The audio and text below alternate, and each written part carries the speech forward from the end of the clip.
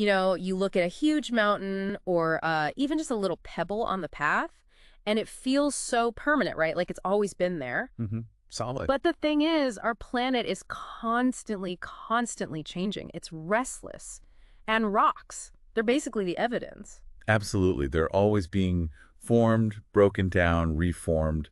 It's this incredible slow dance. And that's exactly what we're diving into today. This amazing story of the rock cycle using the great material you shared. Yeah, the goal is to really unpack this whole process. Right. We want to get a good handle on the three main types: Yeah. igneous, sedimentary, metamorphic, and how they're all connected. You know, make it clear without sounding like a geology lecture. Hopefully, yeah, just get the core ideas across, maybe with a few interesting bits thrown in. Perfect. So, okay, let's start right there. The rock cycle.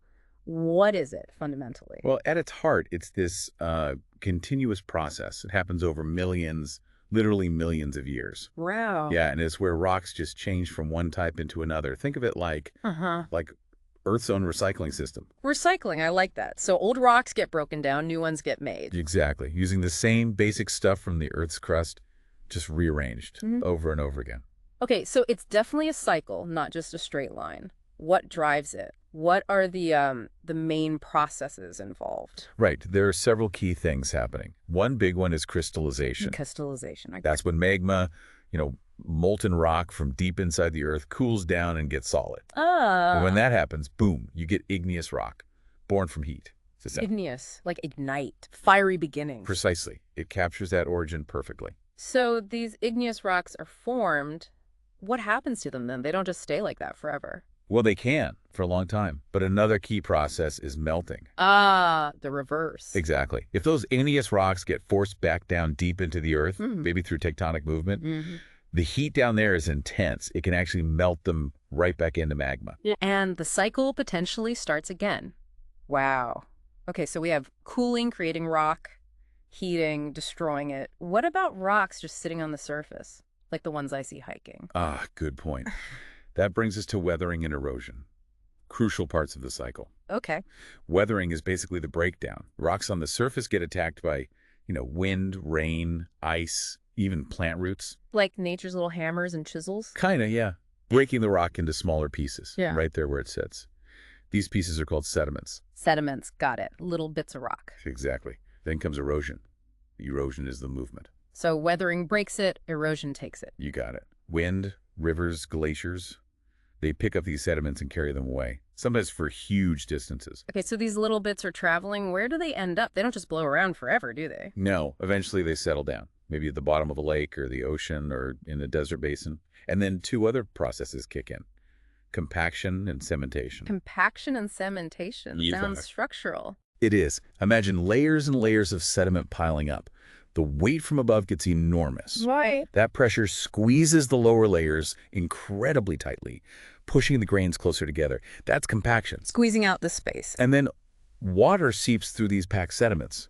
This water often carries dissolved minerals. Mm-hmm. As the water moves through, these minerals can precipitate out, kind of like crystallizing in the tiny gaps between the sediment grains. Acting like a glue. Exactly. That's cementation. It binds the sediments together. And the result? Sedimentary rock. Ah, so compacted and glued together bits of older rock, like natural concrete almost. That's a great analogy, yeah. But happening over, vast stretches of time. Okay, so we have igneous from cooling magma, sedimentary from cemented fragments. What about the third type? Metamorphic. The name sounds like change. It does indeed, and that's exactly what it's about. Heat is key again, but usually not enough heat to melt the rock completely. Oh, okay, so hot but not molten. Right. Think deep inside the Earth again. Tectonic plates moving, crashing into each other. Creates friction. And pressure. Immense heat and pressure, exactly.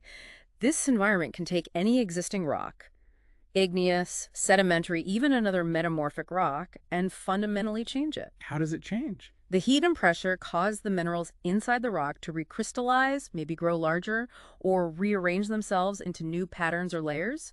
The rock basically transforms, it metamorphoses, without melting first. So it's like baking it under extreme pressure. It comes out different. Absolutely. A complete makeover. Different texture, different properties. That's metamorphic rock. Wow. Okay, this cycle is really intricate, but it's not just abstract geology. Yeah.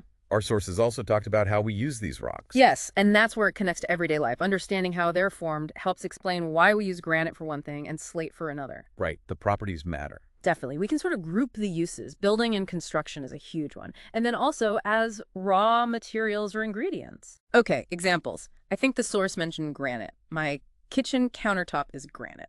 Perfect example. Granite is an igneous rock, remember? Cooled slowly underground, making it really hard and durable. Ah, makes sense for a countertop. And gravestones, too, the source said. Needs to last. Exactly. Then there's basalt. Also igneous, but cooled quickly on the surface. Right, volcanic. Smaller crystals. Generally, yes. It gets crushed up and used as aggregate, the stony stuff in concrete and for building roads. So roads are paved with old lava flows, essentially. Wild. What about pumice? That was a weird one. Huh. Yeah, pumice is that super lightweight, wholly volcanic rock. Igneous again. Formed in eruptions, right. Lots of gas bubbles trapped. Exactly. And because it's light and abrasive, people use it for, pedicures, removing dead skin. From volcanic eruptions to foot care. Okay, sedimentary rocks. Sandstone and limestone were mentioned, both classic building materials. Right, formed from sediments. I can picture old buildings made of sandstone. Definitely. Limestone, too, often formed from old seashells and marine bits. Then you get marble. Marble's metamorphic, isn't it? It is. It starts as limestone, a sedimentary rock, but then gets transformed by heat and pressure. Ah, the makeover. Right, and it becomes denser, often beautifully patterned, great for sculptures and fancy buildings. And slate, also metamorphic. Yes, slate starts out often as shale, a fine-grained sedimentary rock. Heat and pressure change it so it splits into those nice flat sheets. Which they use for writing boards, like old-school chalkboards. Exactly. Or roof tiles, another common use. It really is amazing how these rocks from deep earth processes end up in our kitchens, roads, and even bathrooms. It grounds the geology in something tangible, doesn't it? It really does. Now, the source material also had some specific questions. Let's tackle those. For igneous rocks, it asks where the word igneous comes from, but it doesn't actually say, does it? No, it poses the question, which is interesting, but based on how they form. From molten rock. Heat? Yeah, it strongly hints at fire. And that's right, it comes from the Latin word ignis, meaning fire. Ah, so the name fits perfectly. Fire-formed rocks. Exactly. Okay, the source also asks how they're formed. We covered that. The cooling of magma or lava. And it asks about differentiating igneous and sedimentary. We should circle back to that comparison. Good idea. Then there's a question about finding igneous rocks in the Caribbean. Seems very specific. It does. It highlights that different regions have different geological stories. The Caribbean has a history of volcanic activity. So you'd expect to find igneous rocks there. Precisely. Though the source doesn't list specific spots, it points to that regional connection. Makes sense. And finally, for igneous, it asks for two differences between a volcanic and plutonic types. Right. This is about where they cool. Volcanic igneous rocks form from lava on the surface. Goes fast. Relatively fast, yeah. Which usually means smaller crystals. Think basalt. Okay. Surface, fast, small crystals. Got it. Plutonic igneous rocks form from magma cooling beneath the surface. Deep down. Slower cooling. Much slower. This gives crystals much more time to grow, so they tend to be larger, more visible. Think granite. Ah, deep, slow, large crystals. That's a clear difference. Okay. Moving to sedimentary rocks. How they form, we did that. Compaction and cementation of sediments. Then it asks about differentiating between mechanically and organically formed ones with examples. Yeah, this is about what the sediments are made of. Mechanical ones are just bits of older rock broken down. Like sand grains making sandstone, or pebbles making conglomerate. Exactly. Physical fragments. Organically formed sedimentary rocks, though, come from living things. Like shells. Shells are a big one, forming some types of limestone. Yeah. Or think about coal that's formed from compressed ancient plant material. Wow, so dead plants and animals making rock. Essentially, yeah. The remains accumulate and get liquefied, turned into rock. Okay, rock bits versus life bits. Clear distinction. And again, a specific location question. Sedimentary rocks in Jamaica. Same idea as the Caribbean one. Jamaica's geological past, maybe it had shallow seas perfect for limestone formation, or mountains eroding to create sandstones, determines what sedimentary rocks you find there. It emphasizes that geology varies place to place. Makes sense. Okay, finally, metamorphic rocks. The source asks, what does the word metamorphism mean? Again, asks but doesn't explicitly define. True, but the process itself tells us. We said it's about changing existing rocks with heat and pressure. Right, the And well, transformation. metamorphism comes from Greek. Meta means change, and morphe means form. Change of form. Exactly. Literally means change of form. So the rock undergoes a fundamental change in its structure and mineral makeup, like a caterpillar to a butterfly, geologically speaking. That's a great image. The geological pressure cooker causes a metamorphosis. Precisely. Okay, let's circle back then, like you suggested. Differentiating igneous and sedimentary rocks, maybe with those examples we used. How can you tell them apart? Good question. Key things to look for are texture and structure. Igneous rocks, born from melt, often have interlocking crystals. Like the granite countertop, you can see the different mineral crystals locked together. Exactly. Or even in fine-grained basalt, it has that uniform, once molten look.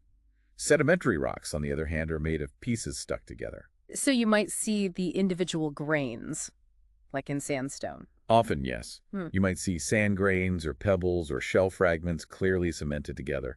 Another big clue for sedimentary rocks is layering or bedding. Ah, because the sediments settle down in layers over time. Right. You often see distinct layers, and of course, fossils. Fossils are mostly in sedimentary rocks, right? Because the heat of igneous or metamorphic processes would destroy them. Generally, yes. Finding a fossil is a very strong clue you're looking at a sedimentary rock. So think crystalline and interlocking for igneous versus layered, fragmental, maybe fossils for sedimentary.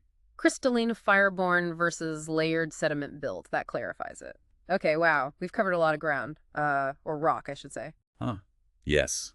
From deep magma to surface weathering, compaction, transformation, it's quite a journey.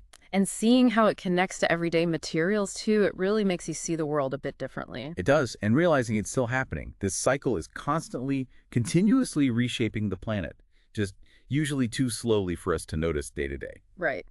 So, wrapping up this deep dive, the big takeaways are really this constant recycling, the different paths rocks can take through crystallization, weathering, cementation, metamorphism. And how those processes create rocks with unique properties that we end up using. Definitely. You know, thinking about this immense, slow, constant change in something as solid as rock, it makes you wonder, doesn't it? Yeah, or what? Well, what other things that seem totally stable and permanent around us are actually undergoing these incredibly slow but massive transformations over long timescales? Hmm, that's a fascinating thought. Applying that geological perspective to other systems, biological, maybe even social. Yeah. It's a reminder that change is fundamental even when it's almost invisible to us in our short lifespans.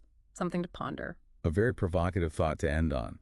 It definitely encourages looking at the world with a sense of deep time. Absolutely. Well, thank you for guiding us through this incredible geological ballet. It's been fascinating. My pleasure. It's a fundamental story of our planet. And thanks to all of you for joining our deep dive into the rock cycle.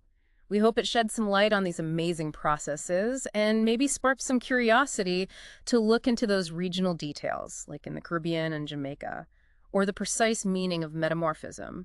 Until next time, keep noticing the world around you.